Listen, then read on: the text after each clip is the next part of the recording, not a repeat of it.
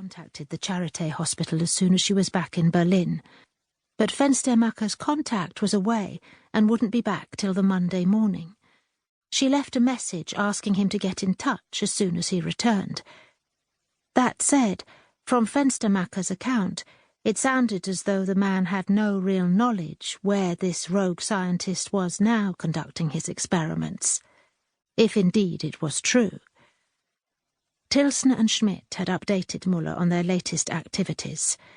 Schmidt had done more calculations on flow rates of the river, but with winter almost here, conditions had changed.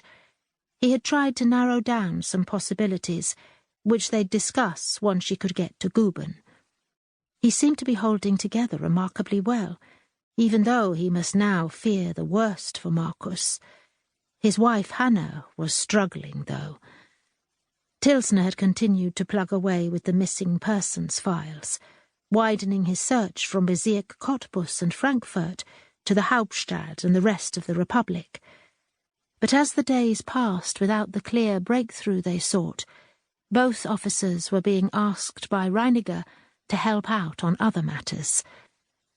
And Muller's hope that Jäger would provide information about Marcus Schmidt had so far come to nothing. You don't happen to know anyone in the endocrinology department at Charité, do you, Emil? All 5 of the family were sitting round the dining table in the hall eating their evening meal, with Helga spoon-feeding Jannika and Muller looking after Johannes. Emil looked up from his plate. Not really, no. Why do you ask?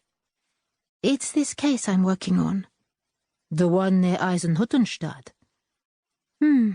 Don't do that, Johannes, shouted Muller, turning her attention back to her son.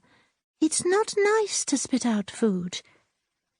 She wiped up the mess with his bib, then turned back to Emil, who seemed to be hurrying through his meal.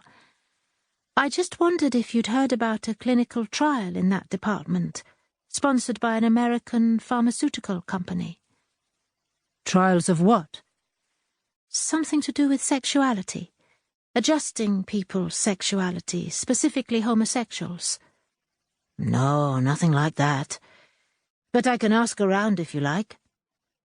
He dropped his gaze back to his plate. He swallowed his last mouthful, quickly finished his drink, and then started to put on his jacket. You're not off out again, surely? I thought we could have a nice evening in watching the TV. I've got a late meeting at the hospital. Bit of a crisis. You know how it is. I'll be back late, don't wait up. He leant in to kiss her on the cheek, then kissed each twin on the top of the head. Bye, Helga. Make sure these 2 don't get into any mischief. Muller made a mock, sad face to Helga. Bang goes my cosy night in with my boyfriend. He does seem to have a lot of these meetings. Not much of a life for you 2. What with your police work and his hospital duties, couldn't you have chosen more compatible careers? Well, my alternative career would have been a ski jumper. But they still don't allow women to compete, so that wouldn't have had much of a career progression, laughed Muller.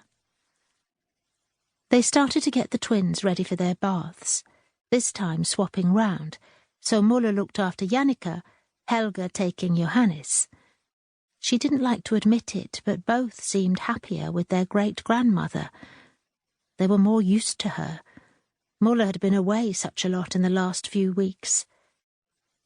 Once both children were in their cots with the light switched off, Helga whispered conspiratorially to Muller. I wouldn't mind watching TV with you in the lounge. We could have some nibbles, open a bottle of wine. I'd kept a nice bottle of sect for Christmas, but I quite fancy being naughty and opening it now.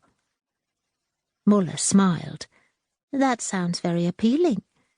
Is there anything on? You probably get annoyed by TV crime shows, don't you? I don't mind.